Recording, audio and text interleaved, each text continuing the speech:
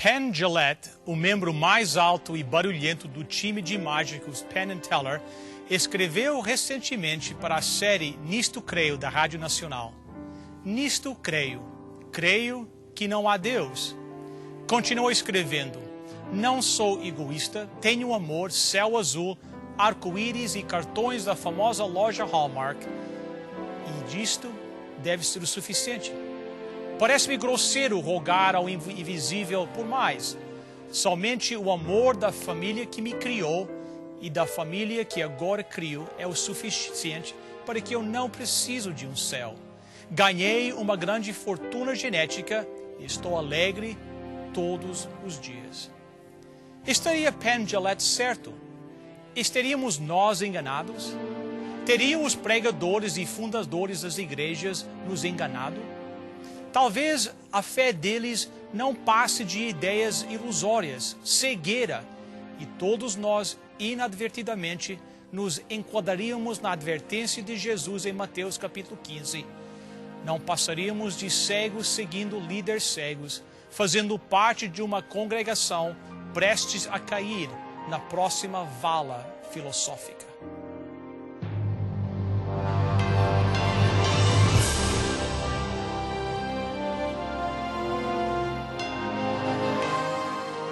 Venceu a prova do tempo. O livro de Deus, a Bíblia, ainda relevante neste mundo complexo. E está escrito, partilhando mensagens de esperança ao redor do mundo.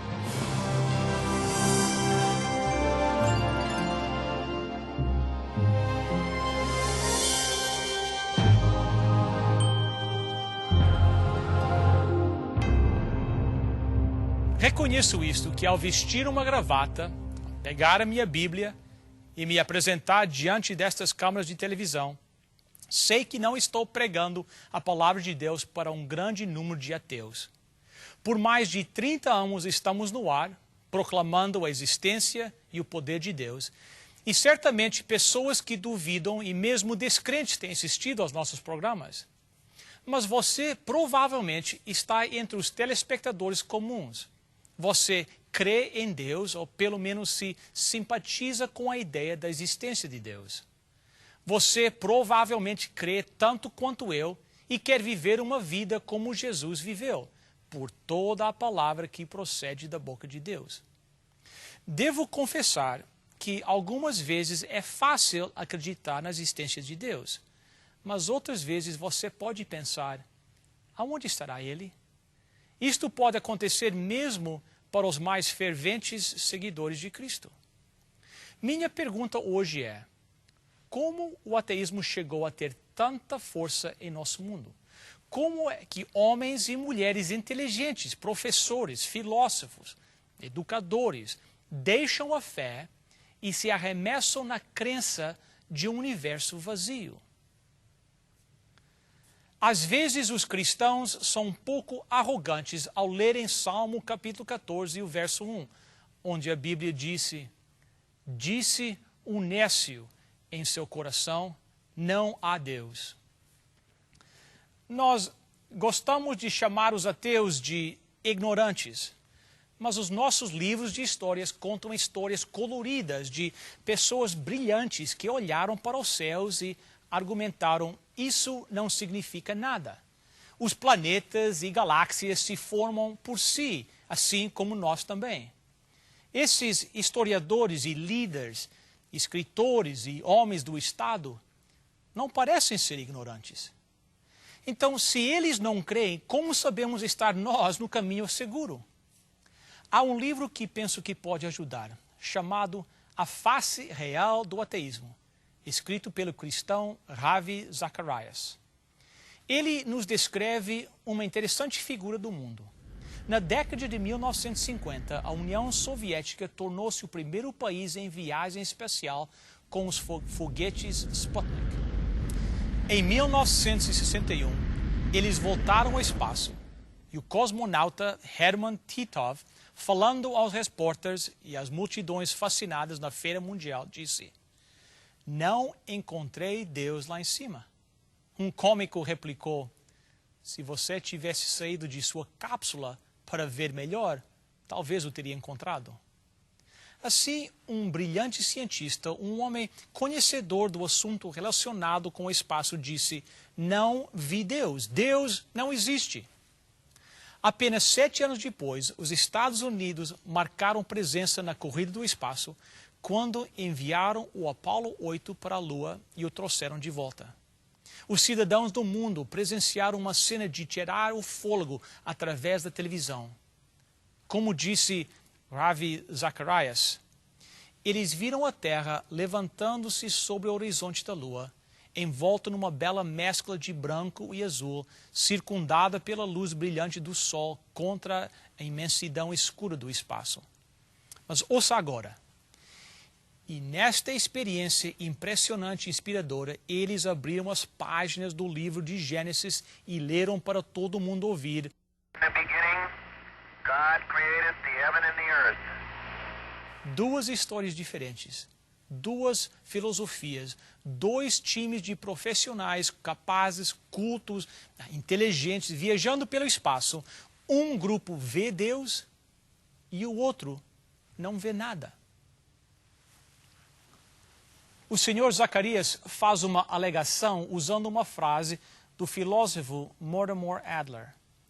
Mais consequências para a vida e ação seguem a afirmação ou negação da existência de Deus do que qualquer outra afirmação básica. Se você é tentado a colocar Deus numa prateleira e se ausentar dele, cuidado. Se a loucura dos eventos deste mundo ou as mágoas em sua vida estão sugerindo que você abandone a sua fé, considere uma vez mais as promessas de Deus. Por que falo isto? Porque há tanto a perder. Existe um Deus. Ele preocupa-se conosco. Terá Ele um propósito para a tua vida? Estas são as perguntas com as quais homens e mulheres têm que lidar. O risco é tão alto quanto a sua recompensa. Creio que a raça humana teve início no jardim chamado Éden. Creio isto de todo o meu coração. Creio na declaração de Gênesis capítulo 1. Por que seria que nós desviamos tanto do caminho certo? Que homens, mulheres, criados à imagem de Deus, hoje desacreditam de sua existência. Não poderia apresentar a foto de uma pessoa e declarar: este homem iniciou este processo, a descrença se iniciou com ele. Sempre houve os descrentes. Ao ateísmo nunca faltou representantes, disse Ravi Zacharias. E ele estava certo a fazer esta declaração. Mas quais foram alguns dos pontos principais na história humana? Os momentos em que Lúcifer levou populações inteiras a abandonar a crença em um Deus amoroso. Lembro-me ouvir na escola a história de um cientista chamado Galileu, debruçado sobre o parapeito de uma galeria e deixando cair 2 pesos no solo abaixo. Será que uma pedra de 10 libras tocaria o solo 10 vezes mais rápido do que uma pedrinha de 1 libra? Não. As duas tocaram o solo no mesmo momento, provando sua teoria da gravidade. Mas quando Galileu começou a explorar e explicar as teorias de Copérnico sobre o espaço e as órbitas planetárias, afirmando que o Sol estava no centro do sistema solar, com a Terra viajando em sua órbita ao redor do Sol, contrário do que se pensava, a Igreja oficial não gostou. Isto estava em conflito com a religião do século XV e da maneira como interpretavam a Bíblia. Galileu foi questionado e colocado em disciplina. Ele foi detento. De fato, morreu em 1642 com o nome manchado. Só no ano 1992, o Papa João Paulo II agiu para remover o título de herege que lhe havia sido imposto. O que aconteceu foi que outros cientistas, ao estudarem as leis da natureza, as leis de física, chegaram à seguinte conclusão: a religião é inimiga da razão. Nossos tubos de ensaio nos mostram algo e a Igreja nos intima a não propagar a descoberta. A igreja está errada sobre este assunto. Portanto, o que a igreja nos ensina sobre Deus, a criação, o jardim do Éden, deve também estar errado. Falemos do jovem François-Marie Aurèle, filósofo brilhante, uma das mentes mais inteligentes do período do esclarecimento. Não reconhece o seu nome? Bem, em 1717, alguns dos seus escritos eram demasiado para frente, cheios de sabedoria. E o regente da França lhe disse: quero apostar que posso lhe mostrar algo que você nunca viu. E o que seria? Respondeu o poeta friamente. A resposta se referia à parte de dentro da Bastille. Enquanto encarcerado lá, este gênio, com apenas 21 anos, havia adotado o nome Voltaire. Em seu livro A História da Filosofia, o autor Will Durant dá ao legendário pensador o que merecia. Mencionar Voltaire, ele cita Victor Hugo quando disse: é caracterizar de maneira cabal o século XVIII. A Itália teve a Renascença, a Alemanha teve a Reforma, mas a França teve Voltaire. Ele representou para o seu país tanto a Renascença e a Reforma como a metade da Revolução. Com Voltaire, a França começou a pensar, adicionou mais tarde. Bem, o que aconteceu quando este pensador afiado fugiu da Bastille e voltou a escrever? É-nos dito que Voltaire era um amigo bondoso e generoso. Suas peças de teatro, livros e panfletos demonstravam visão e causavam profunda impressão.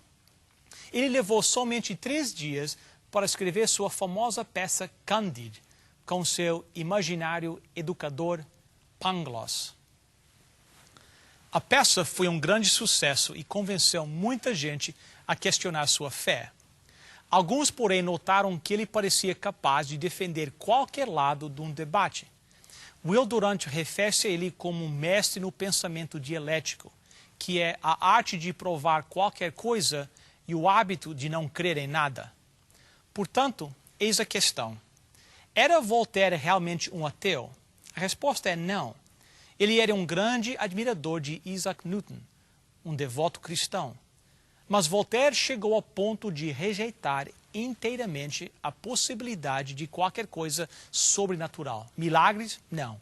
O nascimento vindo de uma virgem? Impossível. A ressurreição no domingo de Páscoa? Não.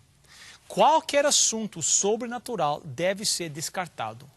Voltaire denunciou a religião organizada e o poder do clero. E, francamente, sob as circunstâncias de seu tempo, entendo o porquê de sua atitude. Ele presenciou grandes abusos na religião organizada e, logo depois, passou a assinar suas cartas e artigos: vamos esmagar a maldosa, sua maneira de protestar os pecados da igreja. Às vezes, ele encorajava seus amigos a orarem, mas parou de crer que a oração teria como resultado qualquer poder sobrenatural. Finalmente, concluiu com amargo cinicismo ao ver pessoas no poder. Eles usavam a religião como uma ferramenta para controlar. Se Deus não existe, seria necessário criá-lo. Voltaire morreu em 1778. Depois de uns 15 anos, o mundo assistiu horrorizado à experiência tenebrosa pela qual passou sua terra num dos seus tempos mais escuros, a Revolução Francesa. A legislatura da nação, ecoando aos sentimentos cínicos do seu filho filósofo, foi mais além, renunciando formalmente qualquer tipo de crença em Deus. As Bíblias foram ajuntadas e queimadas. O culto público foi abolido. O reino do terror e guilhotina tomaram a vida de milhares. Em somente 3 anos e meio, tornou-se claro que o ateísmo oficial foi o caminho para a destruição e a ruína. Não havia esperança no ateísmo. A história nos mostra muitos exemplos onde pessoas brilhantes como Voltaire começaram a afastar-se da fé em Deus. Eles começaram a pensar e duvidar. Eles começaram a achar que há erros na Bíblia e inconsistência na igreja. Estou já há tempo em igrejas e sei que há pecado e pecadores na igreja. Eu sou um deles. Mas esses ateístas que deixaram sua fé contemplam horrorizados gerações inteiras ou nações passando por eles rumo à amargura e destruição. Lembro que homens como Voltaire e seu amigo americano Ben Franklin ainda criam em Deus. Eles acreditavam em um tipo de Deus, mas eles eram também homens da razão, parte do esclarecimento. A ciência tinha que preencher o vazio deixado ao rejeitarem a oração e os milagres. Aí nosso mundo tomou uma direção sem estabilidade rumo ao abismo, com a chegada de Charles Darwin. Suas teorias evolucionistas eram mais do que simplesmente questionar os milagres e a oração. Foram um assalto frontal contra a própria existência de Deus. Se uma pessoa tinha mente científica, tinha que abandonar deliberadamente a antiga maneira de pensar sobre Deus. Em sua autobiografia, Darwin demonstrou certa ansiedade ao vagarosamente rejeitar crença na Bíblia e em Deus. Da mesma forma, a primeira coisa a ser derrubada foram os milagres. Se algo não pudesse ser comprovado pela ciência, não poderia ser verdadeiro.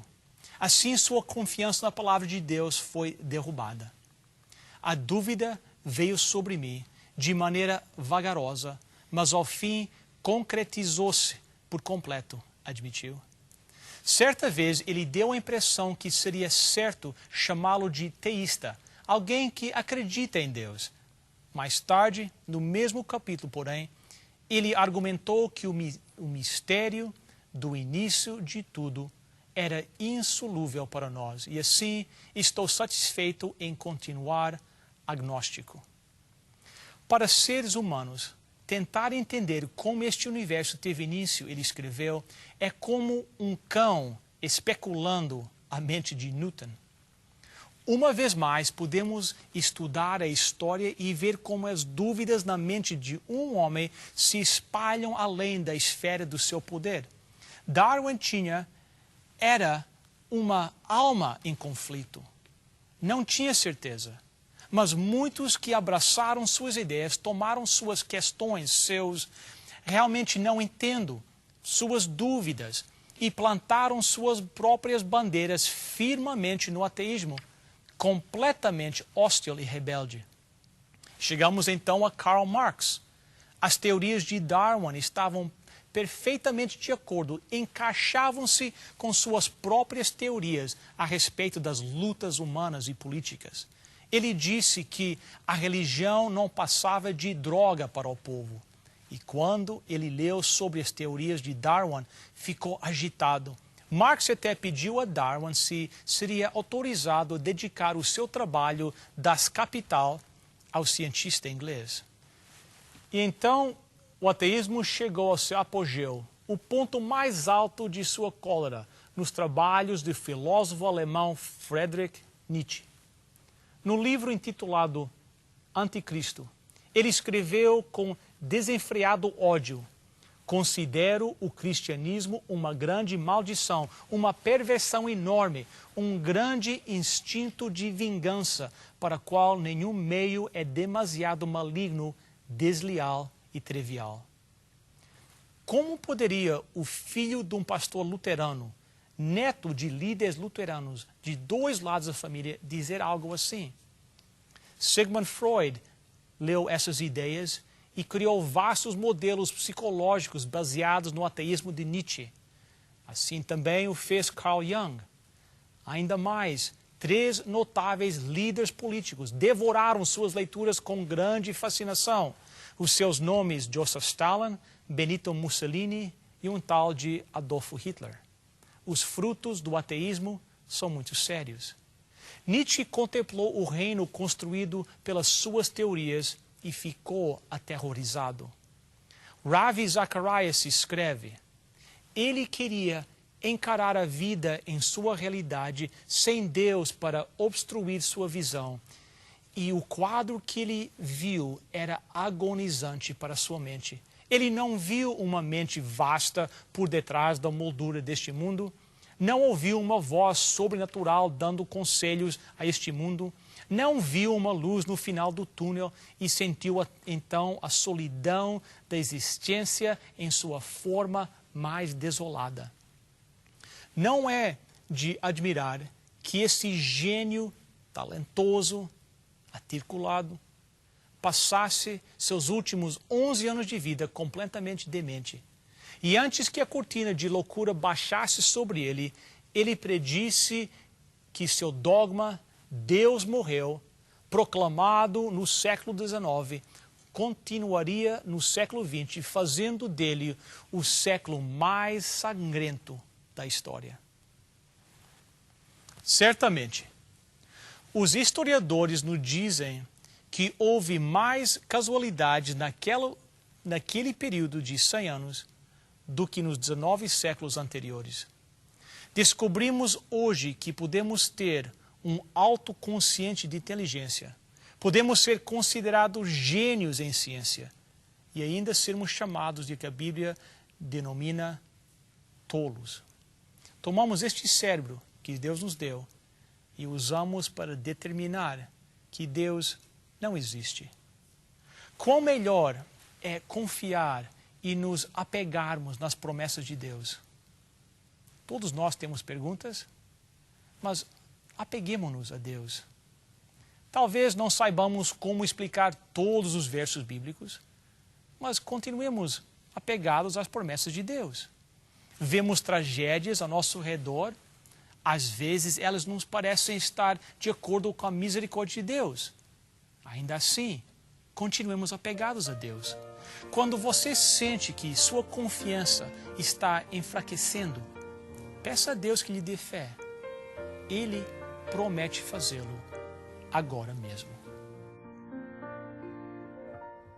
Se amargas tristezas da vida curvarem-te a fronte em dor e vendo a esperança perdida caíres nas mãos do temor, fixa teus olhos no Mestre, confia no bom Salvador, fruirás na luta terrestre, maravilhas do seu doce amor.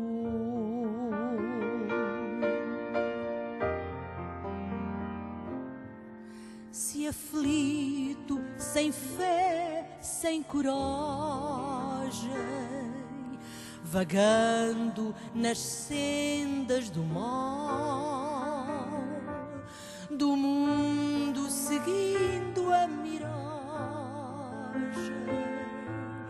não ouves a voz divina. Fixa teus olhos no Mestre, confia no bom Salvador, fruirás na luta terrestre,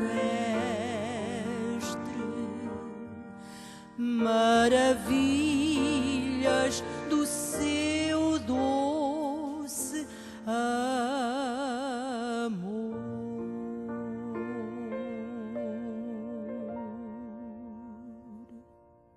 Oremos. Senhor, Somos filhos fracos e confusos, mas hoje queremos dizer que te amamos. Reconhecemos a tragédia do mundo sem Deus. Escolhemos crer em ti, apesar das questões que temos. Escolhemos segurar nas tuas mãos. Não podemos senti-las fisicamente, mas nosso coração as sente. Envia o teu Santo Espírito para nos ajudar a confiar em ti e depositar as nossas vidas em tuas mãos. Amém.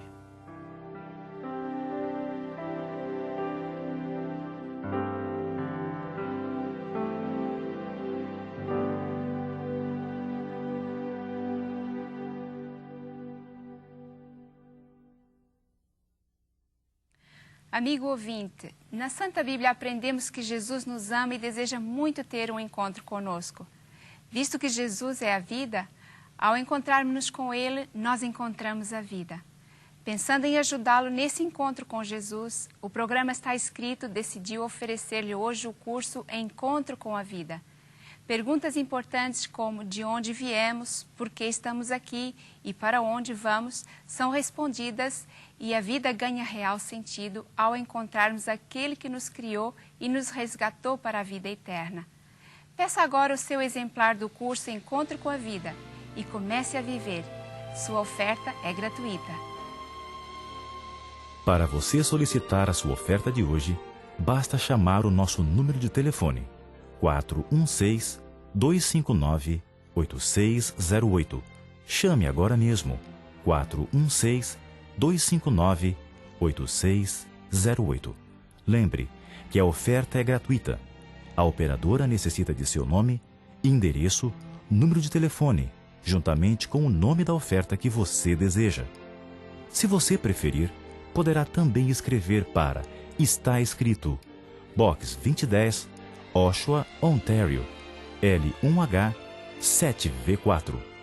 Você receberá em sua casa gratuitamente a oferta solicitada, sem qualquer compromisso com o programa Está Escrito. Agradecemos as suas cartas, os pedidos de oração que nos enviam e também o seu apoio financeiro. Escreva para Está Escrito, Box 2010, Oshawa, Ontário, L1H 7V4. Nós agradecemos a sua presença conosco nesta semana e esperamos poder contar com ela na próxima semana também. Até lá, lembre-se, está escrito: nem só de pão viverá o homem, mas de toda a palavra que procede da boca de Deus.